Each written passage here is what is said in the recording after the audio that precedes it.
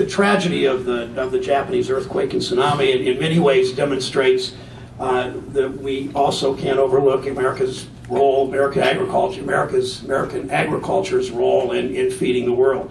The U.S. is the leading agricultural supplier to China. To Japan. We know Japan is not always opened its markets in many ways, but we do know that 1/4 of Japan's total agricultural imports come from the United States of America, come from farmers here. It's the largest buyer. Japan's the largest buyer of U.S. corn. It's the second largest buyer of U.S. wheat and U.S. rice, amazingly enough. But beyond the economic support, it's the decency and ethic of our Ohio farmers and our nation's farmers who have guaranteed food supplies to Japan and to other places around the world in the wake of almost undescribable humanitarian disasters, as we've seen from the pictures on television about what's happened in Japan. Only hours after the earthquake, USDA and USAID officials already were dispatching disaster response teams to Japan to assess food needs and figuring out food aid to Japan, and that's a role that we will play. And as a nation, we always play that on the government level, to be sure, as we should, but we also play that role individually. I don't think there's a nation on earth that comes through in natural disasters the way that we do individually, and through the Red Cross, through a group like Partners in Health, through other groups that are just individuals, often through our churches, come through on international aid and ways that I don't know that ever in human history we've seen that before. It's that sense of optimism and that sense of empathy, if you will, that I saw in Worcester back in November when I visited the Ohio Agricultural Research and Development Center in Wayne County.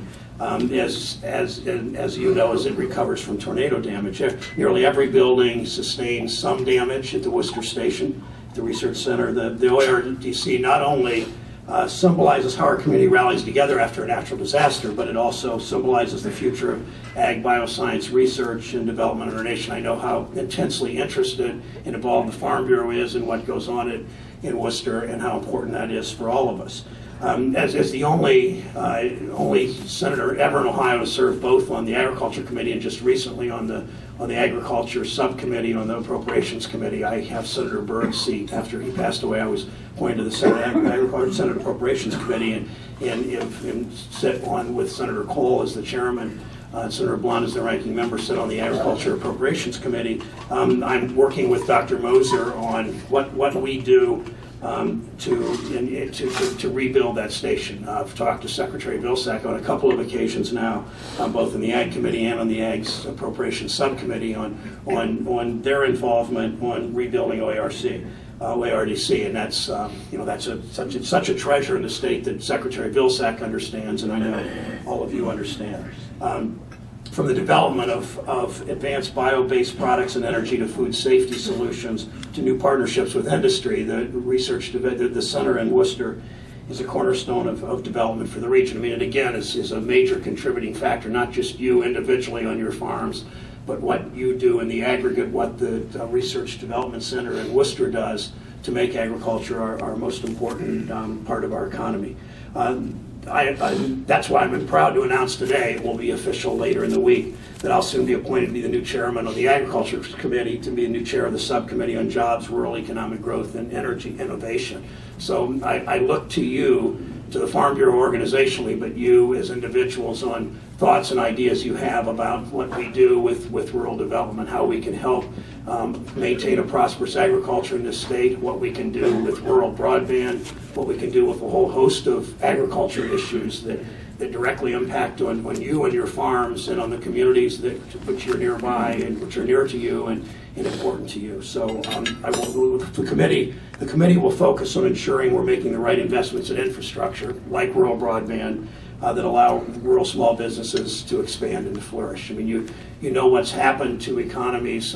We're talking about Clinton County, what happened when DHL left 2.5 or so years ago, what that did to the prosperity of the community overall, and what it did for a lot of members of the Clinton County Farm Bureau, and the Highland County Farm Bureau, and the Adams County, and in Greene County, and in Brown County, that whole region, how many of your members got their health insurance, for instance, from DHL, and now they're struggling to to find ways to insure themselves until the health bill goes into effect. So all of those are important issues.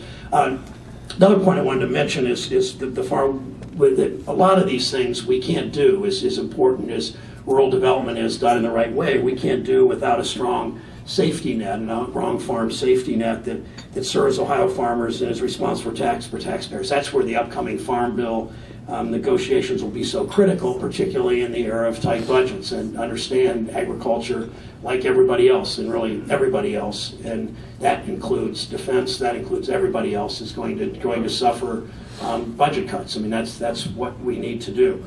So it's a question of where to cut, where to spend, how to do this, where to invest.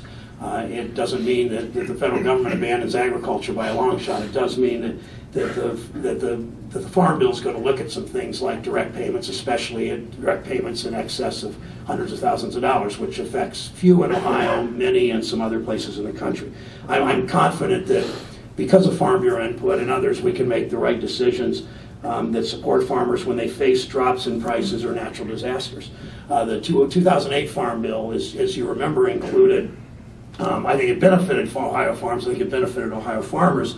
It was an energy bill. It was a conservation bill. It was a rural development bill. It was a strong safety net bill. I suspect this legislation coming up in the next 2 years will do the same. I expect to as I do this farm to bill this tour starting with Patterson Farm and go around the state and visit some of you and do these roundtables, we'll figure this out better. But I think that as we move forward on this and we do these negotiations, it's clear to me that things like the acre program that we wrote as part of the safety net. The idea came out of one of our roundtables in Henry County. The bill was made, our idea of acre to provide that safety net in times of disaster or steep drop in prices got a bit too complicated as it went through the process because of some amendments. I'm hoping this year we can make that a good bit simpler. Let me close with this: as you go around the Capitol, and I assume you're going to make visits to the Hill if you haven't done that yet. If you're in the rotunda, look straight above you.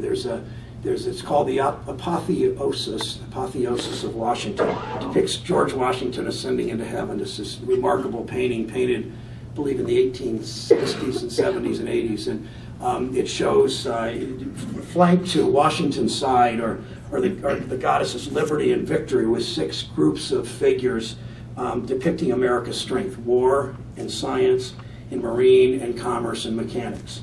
The 6th group is agriculture, depicted by Ceres, the goddess of agriculture, shown with wheat and cornucopia. So when you're there, look up and understand, as I think you do better than almost anybody in the state, understand the traditional but equally important role throughout 200 years of history of agriculture in our state, and be proud of that, and thank you for your contribution to our state's economy and to our state's citizens and to our state's prosperity.